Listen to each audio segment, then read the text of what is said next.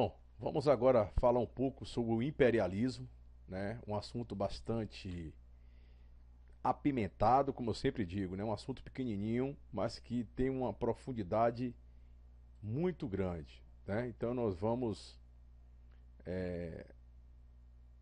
falar um pouco sobre esse momento do imperialismo de uma forma muito didática para vocês, ok? Então vamos nessa. Bom, vamos lá. O imperialismo, a primeira coisa que a gente tem que notar aqui, tá? Que o imperialismo foi século XIX, correto? E ele acontece na América, mas principalmente na África e na Ásia. Então, observe aqui, ó, o maior foco de conflito, principalmente foi aqui na África e na Ásia, tá? Então, o imperialismo, ele também é chamado de neocolonialismo. Por que neo? Neo é novo. Não podemos esquecer que tivemos o colonialismo lá no século XV, XVI, né, com as navegações marítimas.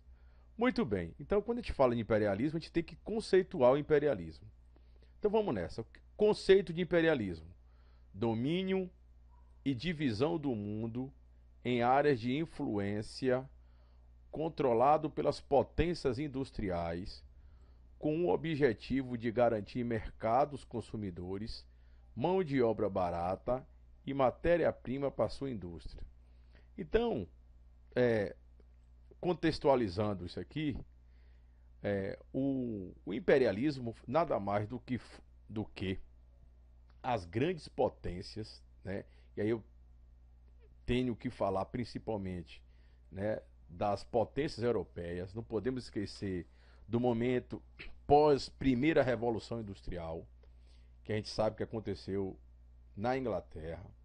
Então, esse é o momento da chamada segunda revolução industrial, né? Vários países da Europa vão querer copiar o que foi feito e estava dando certo, principalmente em, em enriquecimento, né? Em nação rica, que a Inglaterra tinha saído na frente. Então, esse domínio e a divisão do mundo em área de influência é isso. Quem é dominar e dividir o mundo seriam as grandes potências industriais. Aí, quando fala em potências industriais, não podemos esquecer a Europa. E qual era o objetivo? Conseguir mercado consumidores, óbvio, né?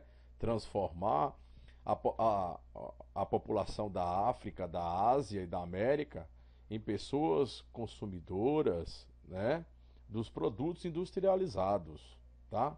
Mas não podemos esquecer que a mão de obra, né, aqueles que estavam trabalhando para os europeus tinham que ser uma mão de obra barata, né, uma mão de obra que fosse principalmente local, né, com as condições de miserabilidade social, tá? E eles iriam em busca dessa matéria-prima, né? A matéria-prima, principalmente do carvão lá na África, né? A matéria-prima para suas indústrias, tá? Então, já entendemos o que foi o imperialismo em termos de conceito. Agora vamos às características. Bom, quem vai se beneficiar com certeza foi a alta burguesia, né? A alta burguesia vai se beneficiar disso aqui. Outra coisa que nós temos que entender, que eu já disse lá, é uma outra característica era a busca das matérias-primas, né, para as suas indústrias. Outra característica, o incentivo à imigração. Tanto isso aqui foi forte que a África ela foi toda dividida, partilhada, não respeitando nenhum tipo de etnia, credo, cultura. E aí, o que mais era implantado era justamente fazer com que, independentemente dos seus credos e de suas ideologias, o importante era que os africanos trabalhassem como mão de obra barata, né? Principalmente na aquisição em busca de carvão mineral. E não importava de que localidade cada um era, né? A imigração era incentivada constantemente, tá? E não podemos esquecer que muitos também vieram da Europa para cá para dominar, tá? Uma outra coisa como característica é a difusão da civilização como justificativa. Não podemos esquecer da ideologia, que a ideologia que era impregnado era justamente de que a Europa era um país, uma nação, né? Um continente extremamente evoluído. E por ser evoluído, era natural e até mesmo como sendo uma obrigação de levar todo esse desenvolvimento para as nações atrasadas. Difusão da civilização como justificativa. Então, a África, a Ásia, né, países extremamente atrasados, só tinha um caminho para se tornarem civilização: copiar os europeus, tá? Tanto era assim que as ideologias eram ideologias, e aqui a gente já pode colocar aqui nessa parte das causas justificativas, né? Eu vou pegar aqui essa questão do darwinismo, vou pegar pelo 5, que é o que? O determinismo.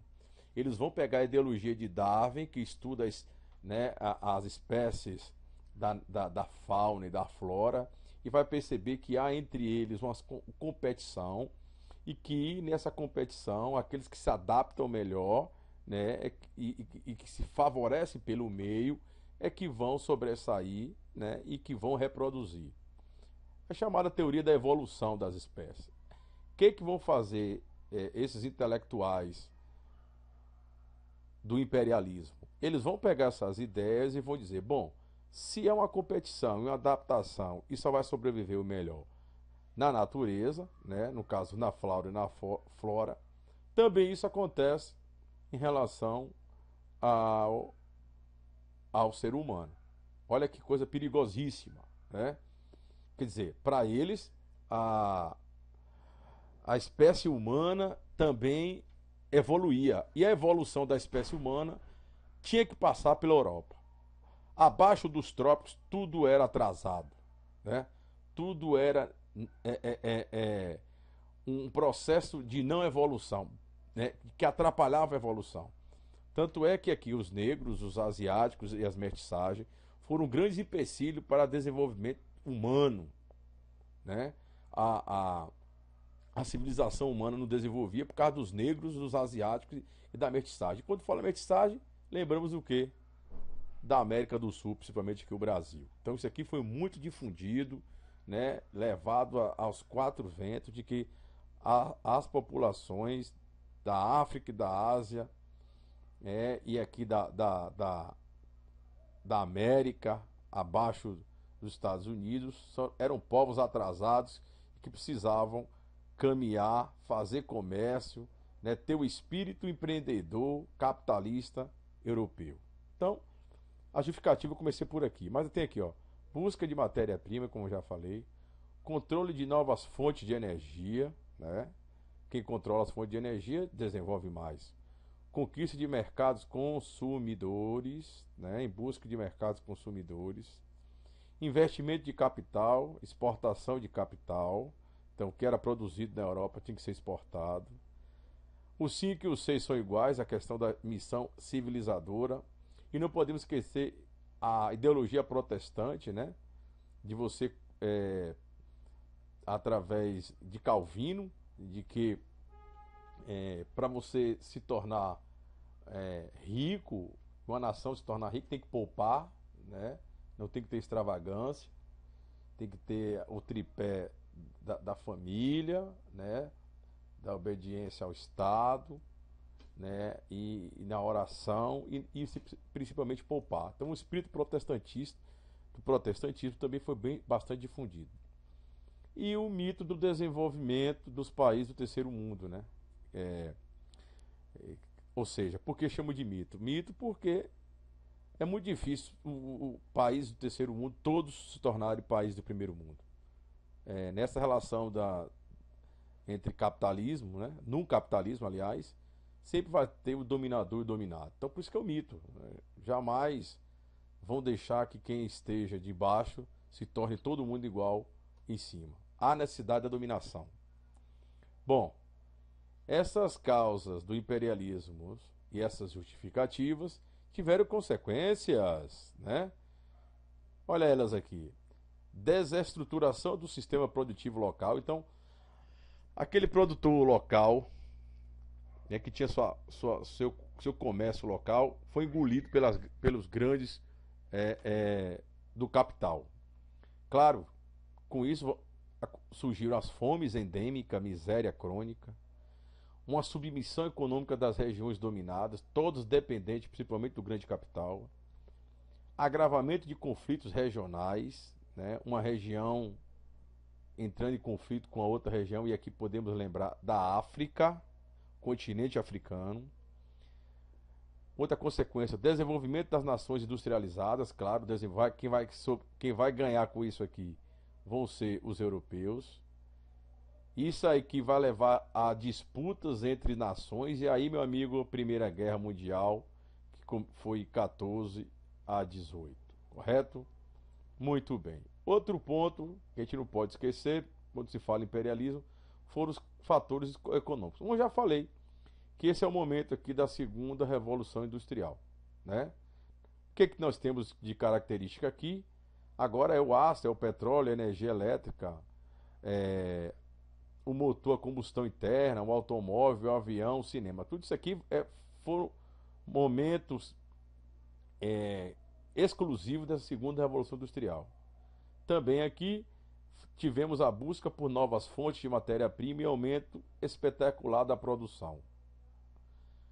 O sistema de produção de trabalho que foi implantado foi chamado Taylorismo, né? E também o Fordismo, que cada trabalhador era específico no seu trabalho, né? Não havia uma mão de obra que fosse responsável por fazer todo o processo do trabalho, né? Surgimento do engenheiro, profissionalização da administração. É nesse momento aqui que vai haver a expansão da industrialização para a Europa, Estados Unidos e Japão. Tanto é que os Estados Unidos e o Japão vão ser países imperialistas. Várias crises cíclicas de superprodução, tá? E queda dos preços. Isso aí por causa da concorrência desenfreada, né? A concorrência desenfreada leva o quê? A produzir em excesso, e aí se há muita quantidade de produto no mercado, tende os preços a caírem. E aí olha as potências que eram, né? Inglaterra, França, Holanda, Bélgica, Alemanha, Itália, Japão, Estados Unidos e a Rússia. Então nós estamos falando desse país aqui que eram extremamente dominadores, né?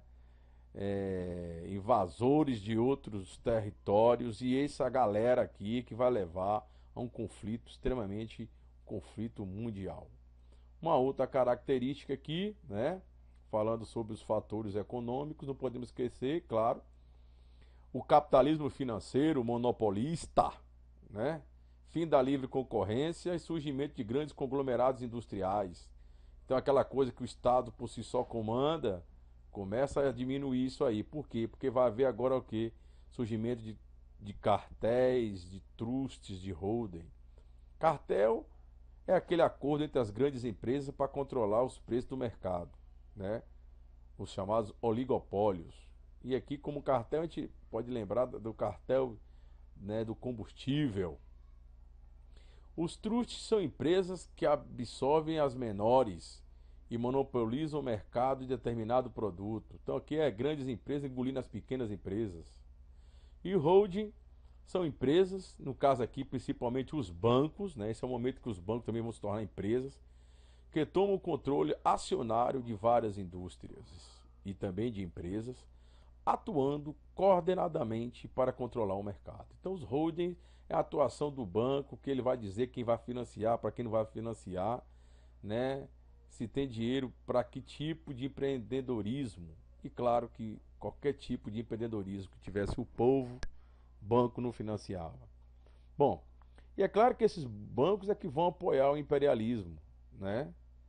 Ou seja, movimentar o dinheiro não pode ficar parado no banco, né? O banco não ganha dinheiro ele parado, ele tem que circular, os juros.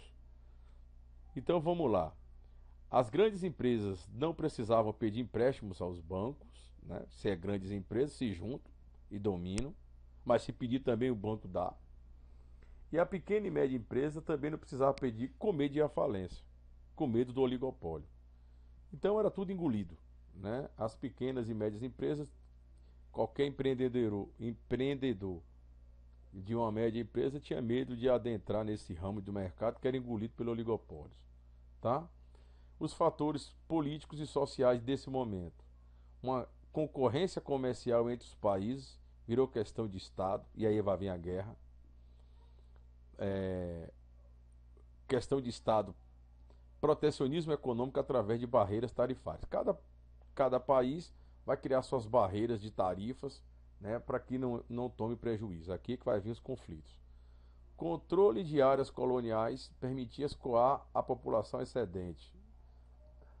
Então, aquele excedente que estava na Europa, né, de certa forma, sendo um empecilho de desenvolvimento lá, até porque havia uma grande quantidade de população, e também tem as teorias de Malthus, né, podemos esquecer, a teoria de Malthus que dizia que do jeito que as coisas estavam acontecendo, da população crescer demais, devido às melhorias sanitárias, né, a questão da medicina melhorou, e entre outras coisas. E a sugestão foi o seguinte: se continuar do jeito que está, uma progressão geométrica, o que iria acontecer é que não iria ter comida para todo mundo, né? A teoria de Malthus era essa aí.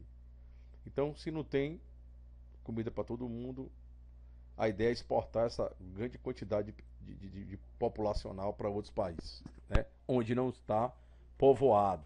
Aí é mais o setor da geografia que explica isso aí. O imperialismo criava sentimento nacionalista entre a população, a ideia da pátria, da bandeira, né? De cantar, de ir para a guerra de qualquer forma, né? E evitava a guerra civil dessa forma, esse patriotismo desenfreado, né? Internamente você evita uma guerra civil no país e evita uma revolução social, tá bom? Então, basicamente, o que nós temos aqui do mapa conceitual, né, foi explicado para vocês, tá bom? É isso, é um assunto pequenininho, mas com uma extrema importância, tá? Uma extrema importância. Agora vamos adiante alguns slides aqui, tá bom? Vamos voltar à nossa aula, tá? Para a gente dar sequência a nossa aulinha aqui. Então vejam só, né? Levando em consideração, tá? Vamos ver um pouquinho agora, continuando essa exposição aqui, né? Vamos dar continuidade, falando agora sobre o imperialismo na ótica da Europa, né? O que cada país dominava, as guerras que eram locais. Isso também é muito importante saber, tá? Mas o mais importante saber é porque o que foi imperialismo, por que aconteceu o imperialismo, né? E as causas do imperialismo. Agora eu vou citar, porque em alguns Enems costumam trazer esses conflitos que aconteceram por causa do imperialismo. Então vamos lá, tá? Hong Kong não foi a única conquista dos ingleses no Oriente. Excelentes navegantes, os ingleses dominavam os mares como ninguém. E foi através da superioridade da sua marinha que a Grã-Bretanha conseguiu estender o seu império para praticamente todas as partes do globo terrestre. Depois de ocupar Hong Kong, os ingleses conquistam a Índia, o Egito e logo depois dominam também todo o sul do continente africano. A Grã-Bretanha também criou várias colônias de povoamento na Oceania e no Pacífico, além das inúmeras ilhas e bases navais que, distribuídas por todo o planeta, lhes garantiam o controle e o domínio dos mares.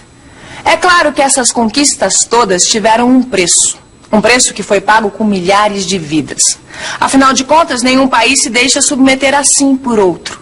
Mas a superioridade econômica e militar dos ingleses fazia com que eles acabassem sempre levando a melhor. A Grã-Bretanha foi o maior império colonial, mas não foi o único. Vários outros países europeus também se expandiram por outros continentes, submetendo outros povos aos seus objetivos colonialistas. Como a Alemanha, a França, a Rússia, a Itália, a Holanda, a Bélgica, a Espanha e Portugal. Ô Vicente, os europeus dominaram mais do meio mundo. Meio mundo não. Eles dominaram mais da metade do planeta, Gil. Pois é. Não é à toa que qualquer país que a gente vai hoje em dia, a gente sente a presença dos europeus, não é? Isso é verdade. Agora, tudo bem, os europeus foram os maiores colonizadores, os grandes imperialistas do século XIX, mas não foram os únicos, viu? Não? Pode apostar que não. Além dos europeus, 2 outros países se transformaram em potências econômicas durante o século XIX. E a exemplo dos europeus, eles também adotaram políticas imperialistas. Sabe que países são esses? O Japão e os Estados Unidos. Os motivos que levaram o Japão ao imperialismo, à conquista de novos territórios, foram os mesmos das potências europeias: excesso de população e necessidades de matérias-primas e mercados para os produtos de suas indústrias. O Brasil viveu de perto essa época da história japonesa, principalmente por causa do grande número de imigrantes japoneses que vieram para cá, principalmente para São Paulo, onde existe até um bairro japonês, que é esse aqui, o Bairro da Liberdade. No final do século, o Japão adota para valer uma agressiva política imperialista e em menos de 2 décadas já domina boa parte da Ásia. Mas e os Estados Unidos? Que motivos levaram os americanos ao imperialismo? Estados Unidos, fim do século XIX. Isso é que é uma beleza. Eu não disse, mulher, que a América é onde está o futuro. Você só não falou é que nós, os imigrantes, é que seríamos esse futuro. Isso não é uma maravilha? Conquistamos o Oeste. Hoje a América é esse mundo. O que foi? Saudades do nosso filho. O nosso filho está ajudando a América a se tornar a potência do próximo século. O nosso filho está na guerra, meu senhor. Não é guerra. Nós apenas estamos ajudando os rebeldes cubanos a expulsarem os espanhóis de lá. E Porto Rico? E as Filipinas? Afinal de contas, por que os Estados Unidos estão tomando posse de tantos lugares? No fundo, sabe o que eu acho? É que os Estados Unidos estão ficando cada vez mais parecidos com a Inglaterra. E era o que estava acontecendo mesmo. Terminada a Guerra de Secessão, os Estados Unidos consolidaram sua unidade política e experimentaram um extraordinário desenvolvimento econômico. Em pouco tempo, o país já estava entre os mais poderosos do século XIX. Daí, para começar a expandir o seu território, foi um passo. Primeiro veio a conquista do Oeste, na própria América do Norte. Depois, a expansão avança para Cuba, Porto Rico e Filipinas. Até que no começo do século XX, os americanos tomam o Panamá, tendo controle sobre o canal que liga os oceanos Atlântico e Pacífico. O que se viu daí para frente foi a transformação dos Estados Unidos no maior país imperialista do século XX. Um imperialismo que teve muito a ver com a nossa história, com a história do Brasil. Pois apesar de nunca termos sofrido uma intervenção direta, de certa forma sempre estivemos sob a influência dos americanos. Mas essa já é uma outra história, que vai ficar para um outro encontro, porque agora é hora de revisarmos o que aprendemos hoje. E atenção, se liga aí que é hora da revisão. Na teleaula de hoje, você viu que o grande desenvolvimento industrial levou os países europeus a buscar novos mercados para vender seus produtos e obter matérias-primas. E viu também que o uso intensivo das máquinas acabou provocando um grande desemprego, levando os europeus a emigrarem para vários países. Esses fatores levaram a Europa a uma corrida imperialista, onde várias regiões e países foram colonizados. Você também viu que, além da Europa, Japão e Estados Unidos também se transformaram em potências imperialistas. O imperialismo, como você viu, levou as potências do século XIX a querer conquistar cada vez mais territórios e muitas vezes a disputarem entre elas esses territórios. Essa rivalidade colonialista acabou detonando uma corrida armamentista que preparou o terreno para uma guerra, aquela que viria a ser a Primeira Guerra Mundial, que será o assunto das nossas próximas teleaulas. Até lá! Seguindo, né? O que a gente pode mais trabalhar é essas informações aqui, né? Essa parte dos interesses justificativos eu já falei. E aqui, ó, a partilha artificial, né? A Inglaterra, veja só aqui, a Inglaterra, a África do Sul e a Índia. A França invadiu a Argélia e Marrocos. A Bélgica, o Congo. A Alemanha, Camarões e Togo. Veja aqui, ó, nessa imagem, que é uma fonte, né, a forma com que o colonizador, né, invade um território do nativo, totalmente armado e escravizando aqui. Ó. Você perceber, né, há uma escravidão de negro aqui.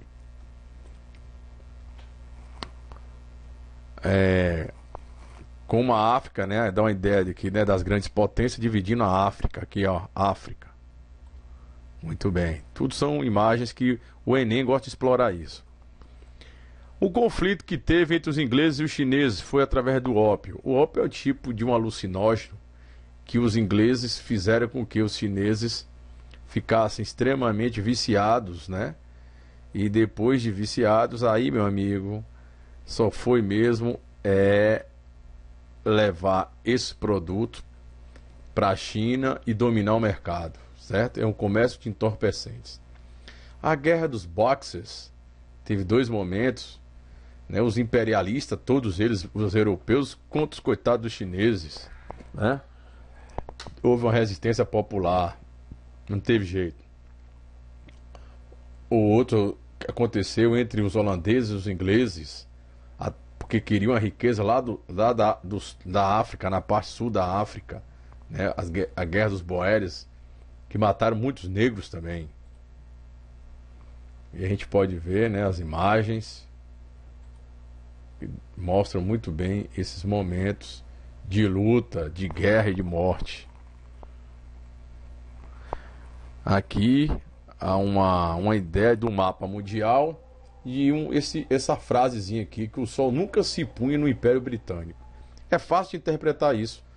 Quando se tem essa frase aqui, quer dizer que em qualquer local aqui havia um cidadão imperialista europeu britânico. Então não dormia nunca, né?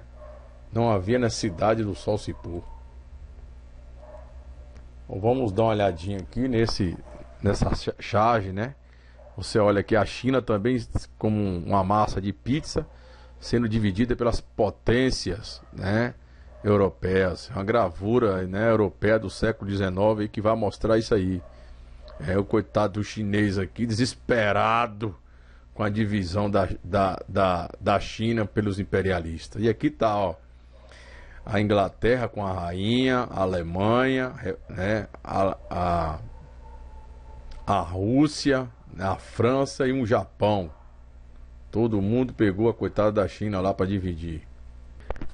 O que aconteceu na Europa, né, e dominando as grandes nações, dominando os grandes continentes, né, continente africano, asiático, e aí tudo isso vai levar para logo uma guerra mundial, de proporções mundiais.